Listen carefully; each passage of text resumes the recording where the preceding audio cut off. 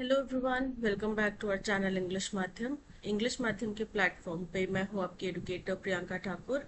और हम सॉल्व कर रहे हैं editorial based practice exercise. Start करते हैं आज का session with thought of the day, that is a dream doesn't become reality through magic. यानी कि कोई भी सपना जादू की छड़ी से तो हकीकत नहीं बनता है ना, किसी मैजिक से हकीकत नहीं बनता। It takes sweat, determination and consistency.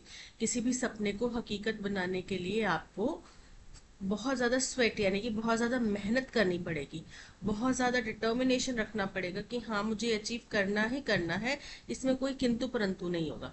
और साथ ही साथ आपको ये निरंतर मेहनत जो है वो निरंतर करनी होगी। ऐसा नहीं कि एक दिन मेहनत करी 10 दिन आराम, नहीं, आपको निरंतर मेहनत करनी होगी। ठीक है, चलिए स्टार्ट करते हैं। Reading comprehension and practice exercise for SSC 2025।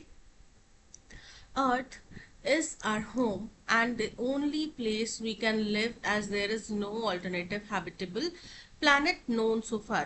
बोल रहे हैं धरती जो कि हमारा घर है और इकलौती ऐसी जगह है जहाँ पे हम रह सकते हैं, क्योंकि हमें इसका कोई ऑल्टरनेटिव नहीं मिला है। अभी तक कोई ऐसा प्लैनेट नहीं मिला है जो कि हैबिटेबल हो, यानी कि रहने योग्य हो। ठीक है, but we have played havoc with its environment. लेकिन हमने इसका जो एनवायरमेंट है उसके साथ हम बहुत ही ज़्यादा तबाही मचाई हुई है, बहुत ही ज़्यादा दूषित कर दिया हुआ है, परेशान कर दिया हुआ है। ठीक, and caused immense damage to its ability to sustain life. और जो वो अपने अंदर जीवन को बनाए रख सकती है, धरती की जो क्षमता है जीवन को बनाए रखने की, हमने उसको बहुत ज़्यादा इमेंस मतलब बहुत अधिक मात्रा में उसको नुकसान पहुंचाया है। Our reckless approach has led to polluting its air and water and soil। बोल रहे हैं जो हमारी रेकलेस यानी कि लापरवाह अप्रोच रही है, रवैया रहा है, उसने इसके किसके धरती के हवा, पानी, जमीन, हर चीज को दूषित कर दिया है। In the last 100 years or so, we have raised its temperature substantially।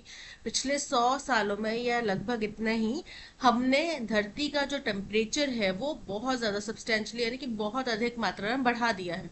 While the current global average warming is around 1.1 degree Celsius since the late 19th century। बोल रहे अभी तो 19th सेंचुरी के अंत से बाद के समय से लेकर अब तक जो करंट ग्लोबल एवरेज वार्मिंग है वो तो 1.1 पर है। लेकिन exceeding 2 degree Celsius would trigger more extreme weather events. लेकिन अगर हमने 2 डिग्री सेल्सियस का जो आंकड़ा है अगर ये पार कर दिया तो वेदर इवेंट्स जो हैं, जो आज की डेट में हम देख रहे हैं, उत्तरकाशी में तबाही, कहीं पे बाढ़, और जैसे कि पैसिफिक ओशन में भी सुनामी, एक अर्थक्वेक आया जिसकी वजह से सुनामी की आशंका थी, तो ये सब इवेंट्स जो हैं, घटनाएं जो बढ़ जाएंगे। इंक्रीज बायोडाइवर्सिटी लॉस, बहुत सारी जो जो जीवन है उसका नुकसान होगा। And further melting of polar ice sheets, और जो हमारे ग्लेशियर्स हैं, पोलर आइस शीट्स हैं, खास तौर पे नॉर्थ पोल और साउथ पोल का जो इलाका है, नॉर्थ पोल में तो बहुत ज्यादा ग्रीनरी दिखने लग गई है। ठीक है, तो ये और ज्यादा पिघलते जाएंगे और इसका मतलब क्या हुआ, जल स्तर की बढ़ोतरी। ठीक है, तो जो लो लाइंग इलाके हैं वहां पे पानी का लेवल बहुत ज्यादा बढ़ जाएगा। If the present rate of emission of greenhouse gases is not reversed, अगर अभी जिस स्तर से ग्रीन हाउस गैसेज एमिट हो रही हैं फैक्ट्रीज से, कार से, एसी से, हर चीज से, तो क्या होगा, we will have catastrophes unfolding in front of our eyes. तो हमारी आंखों के सामने कैटेस्ट्रॉफी क्या होता है, कैटेस्ट्रॉफी मतलब विनाश। तो विनाश हमारी आंखों के सामने अपना रूप उजागर करेगा, सामने हमारे देखने मिलेगा।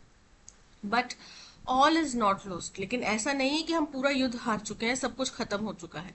वी हैव सोल्यूशंस, हमारे पास समाधान है, रेडी, तैयार है। But they need to be implemented in right earnest, लेकिन उनको सही और गंभीरता के साथ में उनको लागू करना जरूरी है। देखो, मैंने पहले भी आपको एक बात बोली थी कि कोई भी ऐसा देश नहीं है जिसके पास में ग्रीन एनर्जी को यूटिलाइज करना या फिर ग्लोबल वार्मिंग को रोकने का संसाधन नहीं है या तरीका नहीं है। लेकिन मंशा जो है वो मैटर करती है, पॉलिटिकल विल एक टर्म है, वो यहाँ पे बहुत ज्यादा मैटर करती है। we need to strive for net zero ambitions and energy diversification। हमें स्ट्राइव करना यानी कि प्रयास करना चाहिए नेट जीरो यानी कि टोटल जीरो एम्बिशन के लिए, कि हम अपना सारा एनर्जी जो है वो ग्रीन एनर्जी से लेंगे, बाकी हमारा जो नॉन रिन्यूएबल रिसोर्सेज के ऊपर डिपेंडेंस है वो बिल्कुल जीरो कर देंगे। और एनर्जी डाइवर्सिफिकेशन यानी कि एनर्जी को वेरी करना, कि भाई सोलर एनर्जी यूज कर रहे हैं, विंड एनर्जी यूज कर रहे हैं, रेन वाटर हार्वेस्टिंग यूज कर रहे हैं, बहुत सारे अलग अलग तरीके इस्तेमाल कर रहे हैं, ठीक है। Biofuels have emerged as a vital solution. ऐसे में जो बायोफ्यूल्स हैं वो एक बहुत इंपॉर्टेंट समाधान के तौर पे हमारे सामने आए हैं। रिकग्नाइजिंग देयर पोटेंशियल, अब उनकी पोटेंशियल को, उनके जो कैपेसिटी है, क्षमता है, उसको मानते हुए the Pioneer is hosting the biofuels 360 summit. तो पायनियर का एक अखबार है, वो क्या कर रहा है, एक बायोफ्यूल 360 डिग्री समिट होल्ड कर रहा है। The a global forum uniting stakeholders across policy, industry, finance, academia and innovation।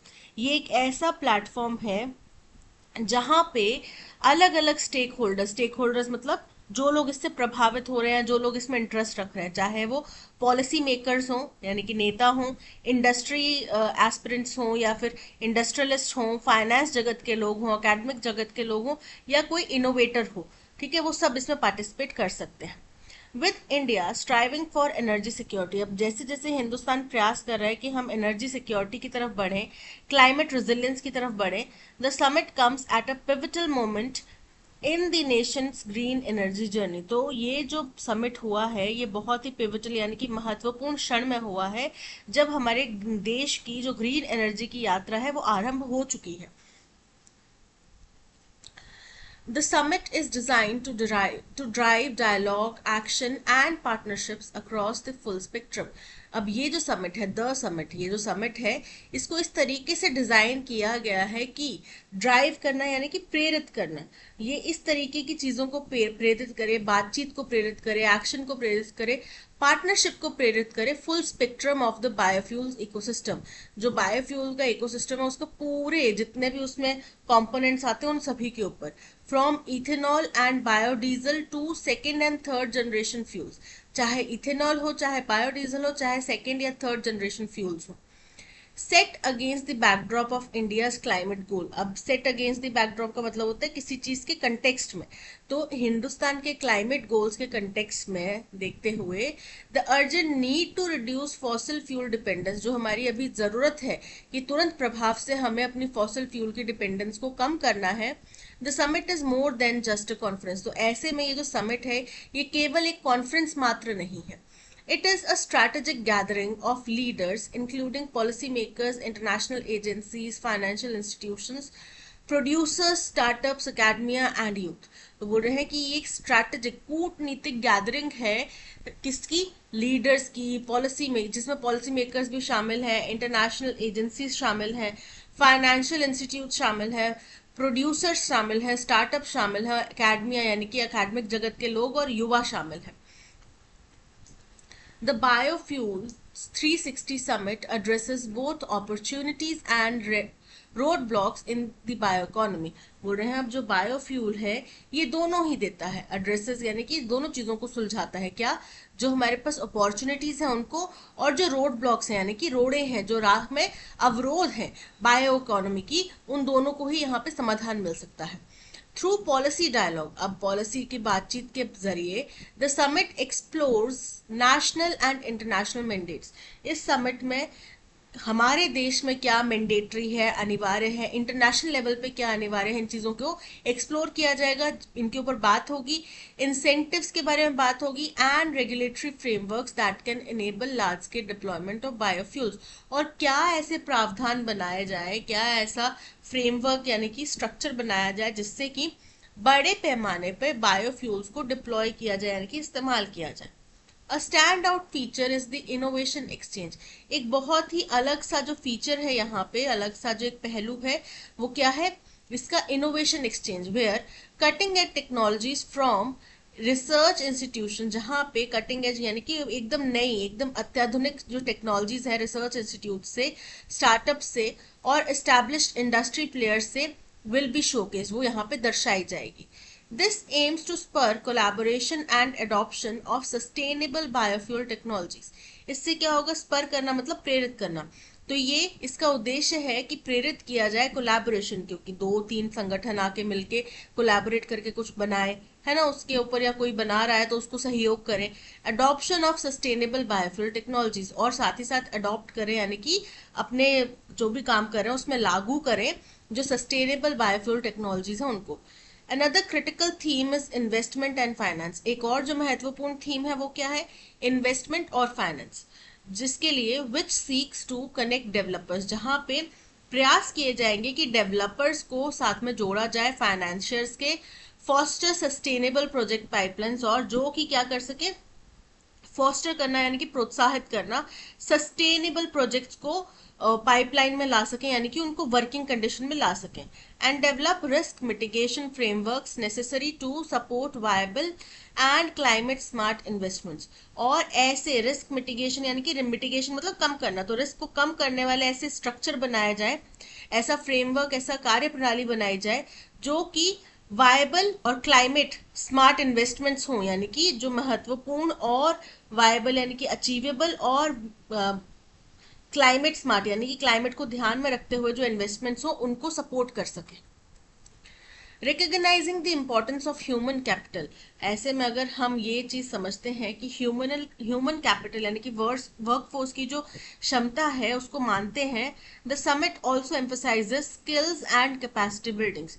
तो इस समिट में क्या किया हुआ है, इस चीज को मानते हुए कि भाई ह्यूमन कैपिटल की इंपॉर्टेंस है, इस चीज को मानते हुए इसमें स्किल्स और कैपेसिटी बिल्डिंग के ऊपर भी जोर दिया जाएगा।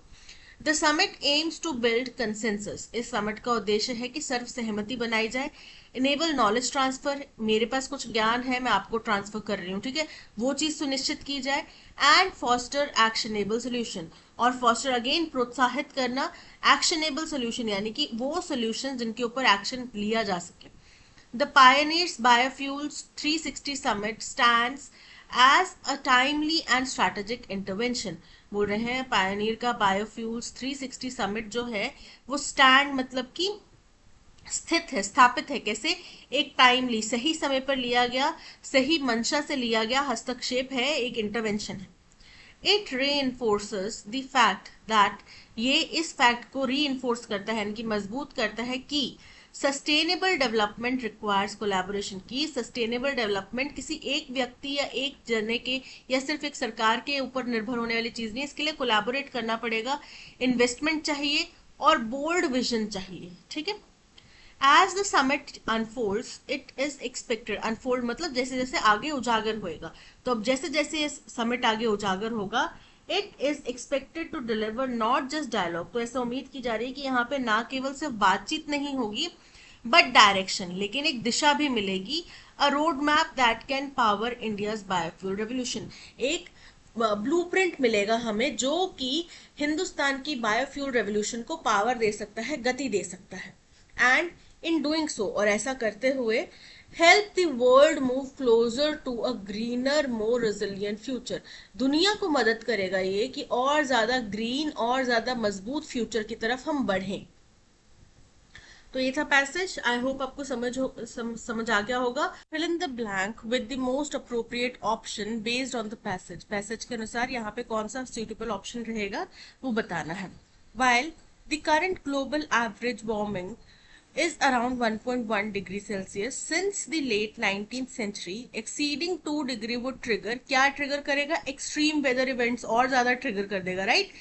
Economic recession and political instability की, इससे आर्थिक मंदी आ जाएगी और पॉलिटिकल अस्थिरता आ जाएगी, नहीं। बेटर क्लाइमेट रेजिलियंस, और ज्यादा हमारा क्लाइमेट मजबूत हो जाएगा, सस्टेनेबल ग्रोथ होगी, नहीं। More extreme weather events, increased biodiversity loss, बिल्कुल करेक्ट है, और ज्यादा वेदर इवेंट्स जो हैं एक्सट्रीमिटी उनकी बढ़ जाएगी, उनकी क्षमता फ्रीक्वेंसी भी बढ़ जाएगी, ठीक है। पहले आपने देखा होगा कि कभी कभार हम सुनामी या अर्थक्वेक जैसी घटना सुनते थे, अब कितने ज्यादा ये सुनने मिलते हैं, क्यों? क्योंकि ग्लोबल वार्मिंग हो रही है, अर्थ जो है वो डिस्टेबलाइज हो रही है, अस्थिर हो रही है, इस वजह से ये चीजें हो रही हैं, ठीक है। तो option C is correct. Based on the passage, what can be most reasonably inferred about the Biofuels 360 Summit 360 degree summits approach to solving the climate crisis, बोल रहे हैं क्या सबसे ज्यादा स्थिर, सबसे ज्यादा रीजनेबल, सबसे ज्यादा तार्किक अप्रोच है बायोफ्यूल्स 360 समिट की क्लाइमेट क्राइसिस को सॉल्व करने की। तो इसमें जो जितने भी स्टेक होल्डर्स हैं उन सबको यहाँ पे मौका दिया जाएगा, चाहे आप कोलैबोरेट करो, चाहे आप फाइनेंस करो, चाहे आप अडेप्ट करो, ठीक है। जो भी चीजें यहाँ पे टेक्नोलॉजी वगैरह डिस्कस होंगी, नॉलेज ट्रांसफर होगा, उन चीजों को आपको समझने का, खुद के ऊपर लागू करने का, इम्प्लीमेंट करने का, फंड करने का मौका मिलेगा। It relies solely on government mandates to push forward climate policy, incorrect है। पर यहाँ पे ये भी है कि गवर्नमेंट ऑफिशियल्स या फिर जो पॉलिसी मेकर्स हैं उनको भी इन्वाइट किया गया है ताकि वो भी समझे कि भाई हमें किस दिशा में पॉलिसी बनाने की जरूरत है। It focuses more on international climate politics than technological innovation. Incorrect है, केवल इंटरनेशनल क्लाइमेटिक पॉलिटिक्स के ऊपर हमने फोकस नहीं करना है। हाँ, इंटरनेशनल और नेशनल दोनों पहलुओं को, पॉलिटिक्स नहीं, क्लाइमेट के ऊपर जो मैंडेट्स हैं उनको समझना है। It aims to integrate diverse stakeholders to build a collaborative and actionable green energy roadmap. बिल्कुल करेक्ट है, option C is correct. Tone कैसी है पैसेज की? अलार्मिस्ट चिंताजनक है, ह्यूमरस मजाकिया है, इनडिफरेंट है, ऑप्टिमिस्टिक है। तो ये जो समिट है ये कुछ पॉजिटिविटी लेकर आया है क्योंकि राइटर ने बोला कि बहुत सही समय पे किया गया और बहुत सूझबूझ के साथ किया गया ये समिट है, यहाँ पे आपको बहुत सारी अपॉर्चुनिटीज मिलेंगी। तो ऑप्टिमिस्टिक है क्योंकि जो राइटर है उनको काफी उम्मीद है इस समिट से। So option D is correct. Choose the word that is opposite in meaning to reckless as used in the passage. Our reckless approach has led to polluting its air, water and soil. तो reckless का मतलब होता है लापरवाह, बिना सोचे समझे, है ना। तो इसका उल्टा क्या हो जाएगा? सूझबूझ के साथ में, सोच समझ के। thoughtful and cautious बिल्कुल करेक्ट है। aggressive and hasty, rapid and unstoppable, carefree and wild, option A is correct. Why is the Biofuels 360 degree summit considered a strategic and timely intervention according to the passage? Passage में क्यों इसको कहा गया कि भाई ये बहुत सही समय पे लिया गया, काफी समझदारी वाला समिट है? तो ये ऐसा इसलिए कहा गया क्योंकि यहाँ पे एक मौका मिलेगा एक ऐसे पोलराइजिंग वर्ल्ड में जहाँ पे हर एक व्यक्ति, हर एक लीडर जो है अपने बारे में सोच रहा है या फिर गुटों में बटा हुआ है, ग्रुप्स में बटा हुआ है। तो ऐसे में ये बहुत अच्छा एक अपॉर्चुनिटी हो सकता है कि सब एक साथ आए, एक दूसरे की बात को समझें, लोगों की जरूरत, धरती की रिक्वायरमेंट को समझें और फिर वहां पे उसके अकॉर्डिंगली एक्शन ले। Because it focuses only on technological demonstration from industrial leaders, incorrect है। पॉलिसीज के ऊपर भी ध्यान दिया जाएगा, फाइनेंसेस के ऊपर भी ध्यान दिया जाएगा, है ना, अंडरस्टैंडिंग के ऊपर भी ध्यान दिया जाएगा, नॉलेज ट्रांसफर के ऊपर भी। तो केवल टेक्नोलॉजिकल एस्पेक्ट के ऊपर नहीं है। Because it targets fossil fuel import bans to reduce government expenditure, incorrect है, ऐसा भी इसका कोई उद्देश्य नहीं है। Because it aims to unite global stakeholders to address urgent climate and energy challenges through sustainable biofuel solution, बिल्कुल करेक्ट है, option C is correct. That's all, आज के पैसेज में इतना ही। इसी तरीके का फुल 25 क्वेश्चन प्रैक्टिस एक्सरसाइज ओए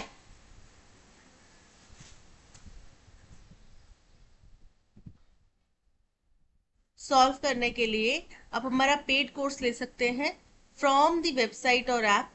कोर्स के अंदर आपको parajumble, cloze test, RC, antonym synonym के क्वेश्चंस और एरर फाइंडिंग के क्वेश्चंस मिलेंगे जो कि एग्जाम पैटर्न बेस्ड हैं। तो आपकी एग्जाम प्रिपरेशन को और एनहांस करने में ये मदद करेंगे। Thank you so much for watching. अगर आपको कंटेंट पसंद आया हो तो लाइक, शेयर और सब्सक्राइब जरूर कीजिएगा। मिलते हैं नेक्स्ट सेशन में। Till then keep learning and keep practising. Bye bye.